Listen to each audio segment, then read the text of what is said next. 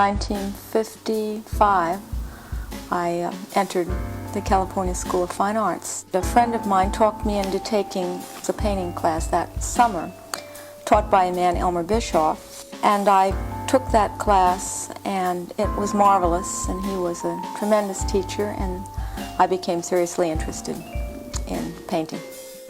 He got us started by letting us make a lot of mistakes, and I realized I didn't have to draw academically. I decided in '65 that I was bored with what I was doing, and there was a lot more to be learned, so I stopped painting heavy, expressionistic paintings, and did a lot of studying, became my own teacher, a student of myself. The gallery flipped out, of course. I was also showing in LA at that time. And I said, the hell with it, and I just went underground for 3 years exploring and studying these new areas, painting new pictures. Self-portraits, whether they were conscious or unconscious, they were still all self-portraits. And they were based upon what kind of facts from your life? Facts and fantasies. Facts such as travel, everyday situations, lots of scenes which I still use of San Francisco. Well, I've been swimming in the bay most of my life, and I guess about 6 years ago now, have gone on these amateur competitive swims, which are across the Golden Gate Bridge, from Alcatraz, and various piers out in the bay here. And I was very nervous about doing that swim from Alcatraz. It's a tough swim. It's unpredictable. It can be rough as hell. So anyway, it was really on my mind, and I did a painting before the swim, and then after the swim, which I didn't make. In fact, a bunch of us, 17 of us, got pulled out of that swim.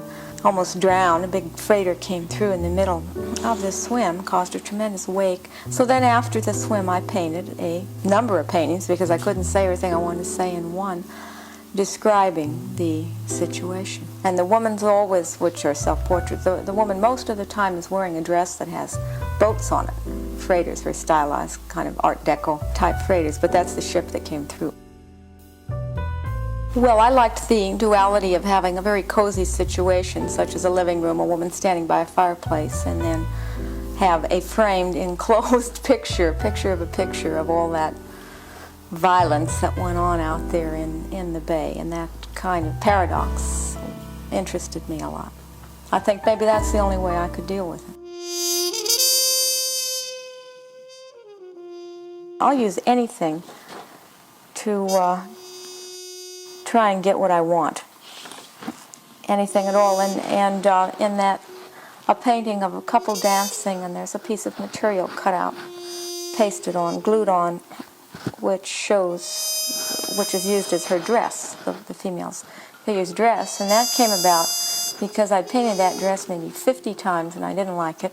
And it was sloppy and wet, and I didn't want to wait for it to dry. I couldn't scrape it down anymore, and it was just a mess, and I said, the hell with it, I'm just going to cover it up. So I had some material laying around, and I just cut out the shape of the dress and glued it on. I really liked it after I did that, but I did it out of frustration. I really feel that I paint about the human condition, or I hope I do. That's what I try and do. I can be thoughts, feelings, ideas, hopefully all together, sometimes a little more one side than the other, but things that we all experience or think about or dream about or hope for. And just knowing that, if one can pick up on that, I know I certainly do looking at pictures, I can identify with their space, because it's the same, more or less, at various times, the same kind of space I've been in. And it makes me feel not quite so crazy and part of a larger issue, which is consciousness.